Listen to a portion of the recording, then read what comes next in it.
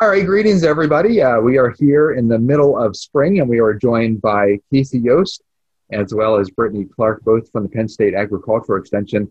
Brittany's expertise is in field and forage crops, and of course we have Casey Lynn, who is her education revolves around the calves and heifers, so that's her specialty area. Thank you so much for joining us today, and we're going to go forward and talk about some preparation tips as we go into the hot and humid months of summer. I think we'll start with Casey Yost. So thank you for joining us, Casey. Thanks, Chad. Thanks for having us again. All right, well, like Chad had said, I'm the dairy educator for Franklin County, and my background is in calves and heifers. But of course, when we look at the summer months coming up, obviously the heat and the weather conditions affect animals of all ages.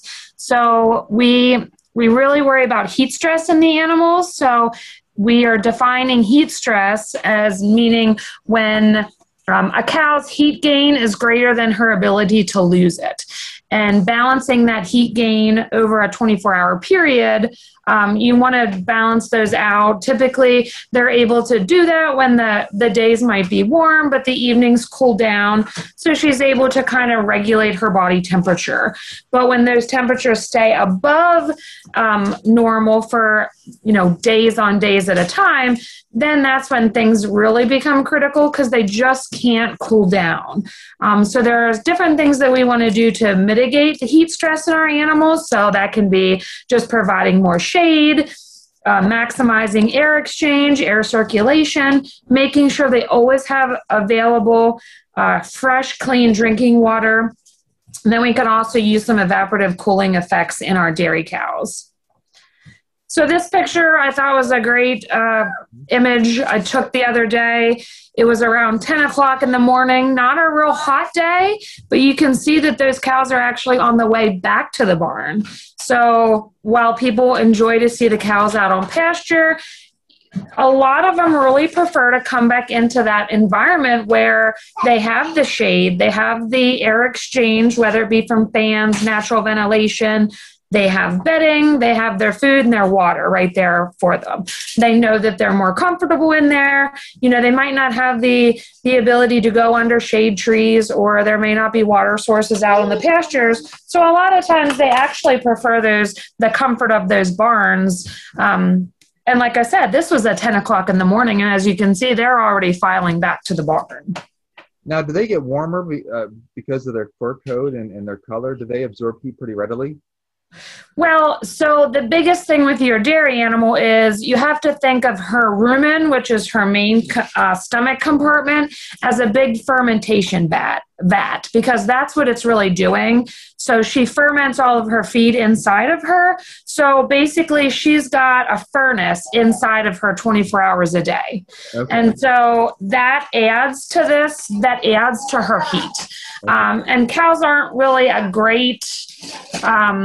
so they can increase their respiration rate. I mean, they don't really sweat like we do to cool ourselves down. I mean, they do sweat, but their methods to kind of give off their heat are almost mitigated by that furnace that's constantly in them. Okay. So we just need to provide environments to keep them cooled down. And as you can see by the temperature humidity index, it's actually nicely color-coded here that the lighter colors of red, she might start to be a little uncomfortable, and as it goes to the very dark shades of red, you can see those temperatures are combining with humidity indexes, and she's really going to experience heat stress the darker those colors go.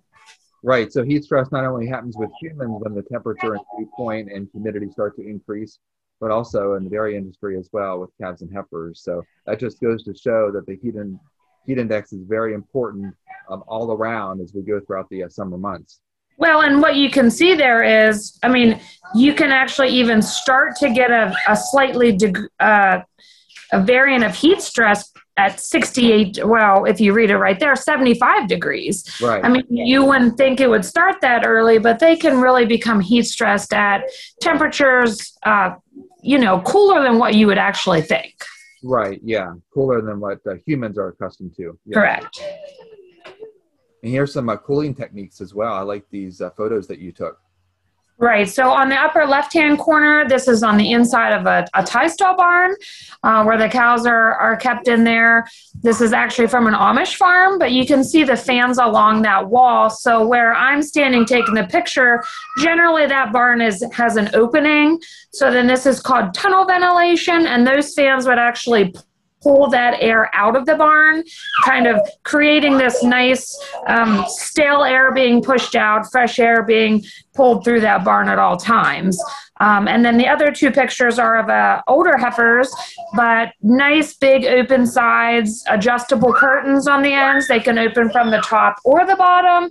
And then obviously these big fans that are along that back wall. So everything together just really helps to maximize airflow. Obviously it's shaded. Those curtains most curtains like that are actually on an automated system that will take in temperature and wind speed into effect, depending on how far they open and close during the day, which is really, really cool technology that's being utilized. Here we have an example of a barn that's more closed in. As you were saying before about the air direction, sometimes that's not a possibility. Maybe a barn's close to another barn, maybe it's beside the silo, and they just need to use other measures to get that air in there in case they can't use like the natural airflow. The tubes that you see on the top two pictures, that's actually called pressure tube systems, and there's a lot of calculations that go into that, the size of the barn, the height, things like that. And actually with the tubes, they're dependent on fan sizes as well as those individual holes that you see in those tubes are calculated, and they're also different sizes. So depending on that size of the fan, it's going to force air through at different speeds. And then the size of the holes will just determine what direction that air is going. So a lot of calculation, a lot of design that goes into them just to get that kind of air movement in some of those facilities. You can see on both pictures, there's adjustable curtains. There's also even garage doors that can be open to maximize airflow. Just a lot of things that go into play here when you design barns, not only from a natural ventilation point, but how do you retrofit those barns that are a little more stale than they need to be, and you need to get extra airflow in there. And optimally, a barn up on a higher terrain where you're more exposed to the wind would help with the circulation, but of course that's not always possible on some of these farmlands. But the higher you are, typically you're going to get the best airflow. Correct. And water is very important as well. Yeah, and to all age groups. So obviously water, systems come in all shapes and sizes. Just the purpose here is it's got to always be fresh, always available, and, fresh, clean water obviously is for the benefit of the animal.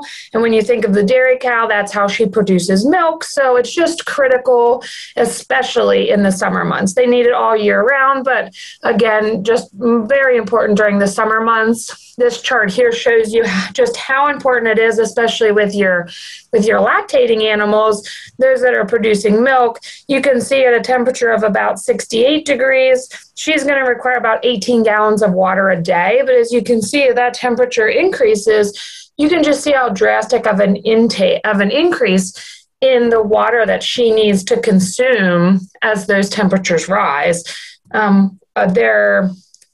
The columns that I don't have highlighted, your DMI just means dry matter intake, which is basically how much feed she's consuming.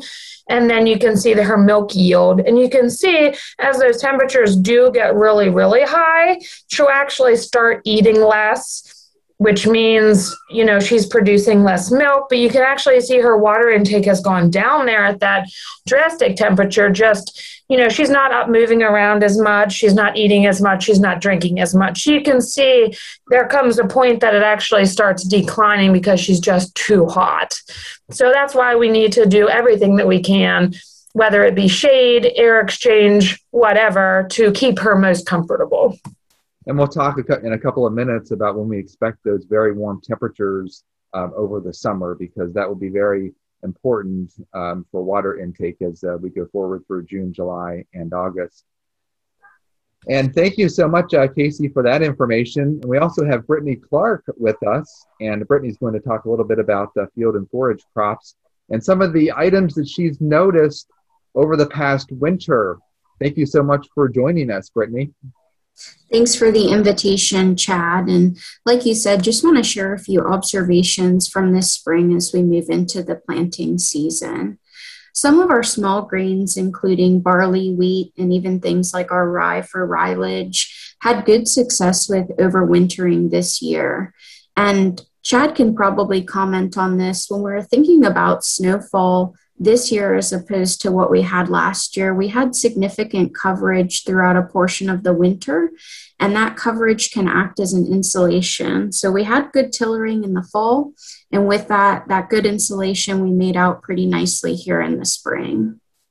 Yeah, we had that storm at the very end of January that produced copious amounts of snow north of the turnpike, and then we kept that with the chilly temperatures in February. So the snow cover was pretty adequate for the second half of our winter, thanks to quite an active storm track. We also had lots of cloud cover in February, not necessarily bitterly cold temperatures, but that cloud cover helped keep high temperatures during the day cooler to keep that snowpack in place across Pennsylvania. Sure, that snow cover may have contributed a little bit to some disease development, so just be sure to be out and scouting for snow molds. When we think about, looking at what else overwintered and has expressed itself this spring, prior to corn and soybean planting, we're likely looking at any overwintering cover crops. So this is a field that I was in with a multiple species mix. It included tillage radish, which was killed over winter, turnips, oats, crimson clover, and our small grains. In a typical year, we'd expect oats to winter kill, but potentially due to the insulation and snow cover that we had, this may be something to monitor in your cover crop fields as you think about terminating before planting. We've also seen, a tie-in with our slug monitoring, a big pest of early planted corn and soybeans. We keep track of a site near Mercersburg, Pennsylvania, and what we're looking for is primarily the pest on the left, which is the gray garden slug. And what we've seen in our traps is that this insulation in the winter and some adequate temperatures here in the spring have really allowed these slugs to express themselves. We have high numbers of gray garden slugs as well as a significant hatch. So it'll be interesting how things play out in regards to moisture and temperature moving forward. If we see these higher temperatures and a lower moisture, we'd expect less issue from the slug and vice versa. Can I ask you a quick question?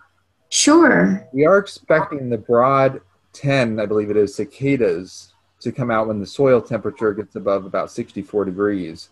Now, from the information that I've read, cicadas are not a danger to many crops, but they are to small bushes and trees because they extract moisture from them.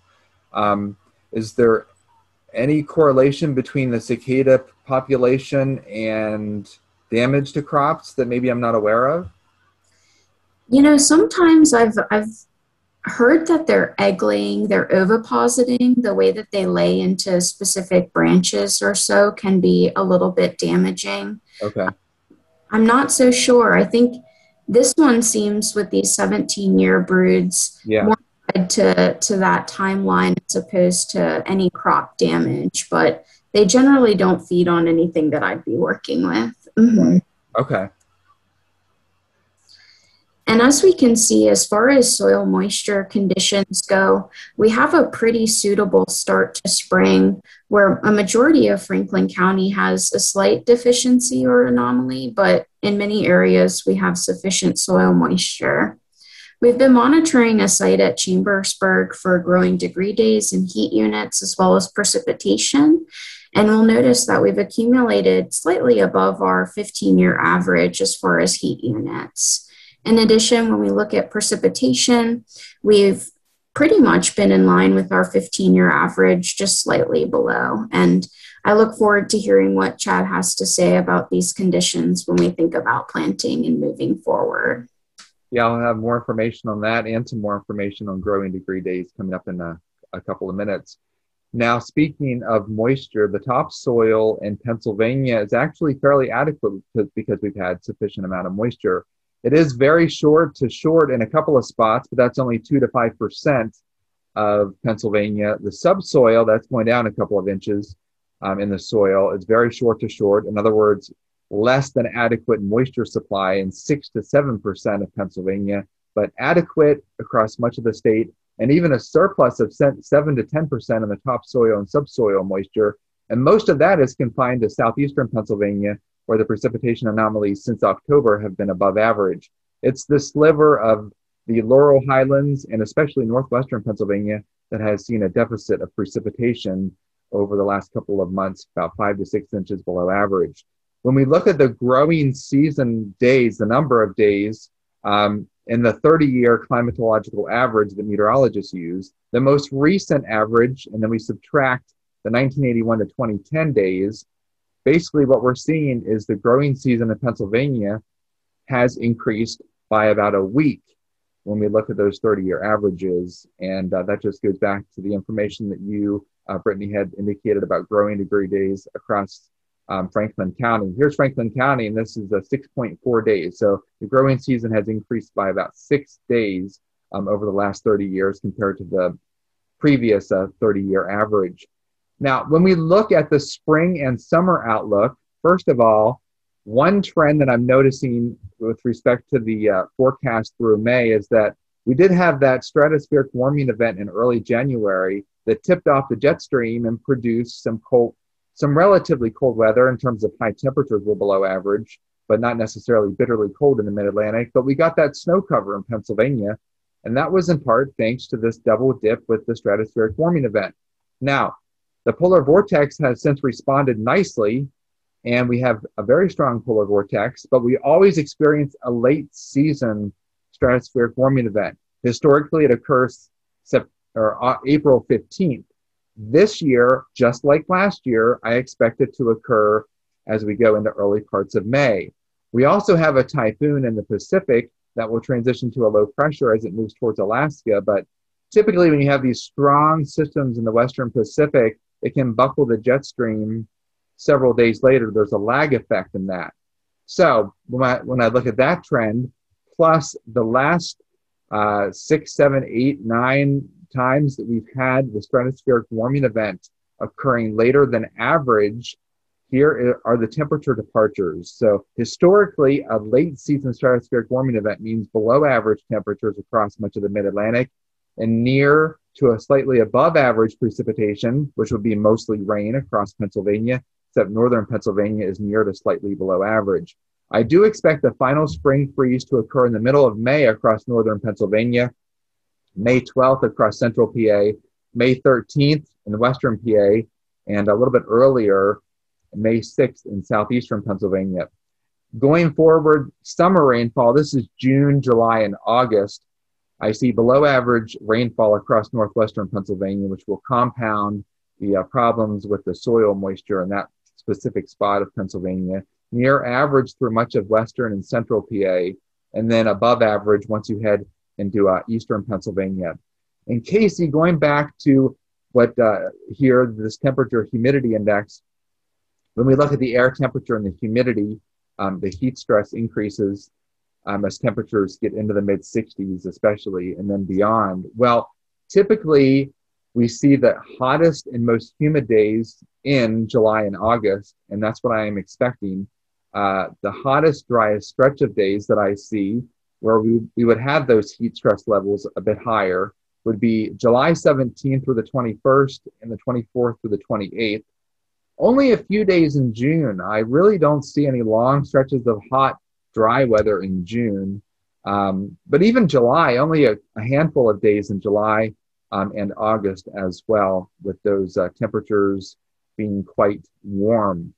We also talked about how the water intake increases exponentially after you get above 68 degrees, and especially after you get into the mid-90s. So what I want to touch base on is when I expect those temperatures or where in Pennsylvania those temperatures might hit that critical 95-degree mark.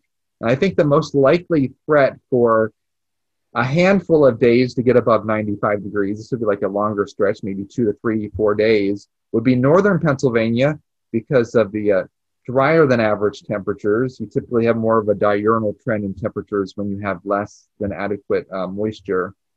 And eastern Pennsylvania, just because it's climatologically more favored once you get down towards the urban spots near Philadelphia, and a zone of southwestern Pennsylvania, again, some of that urban-driven to the Pittsburgh area. But these are the two zones that I would expect to see some of the warmest temperatures for maybe a stretch of 3 or 4 days heading through the summertime.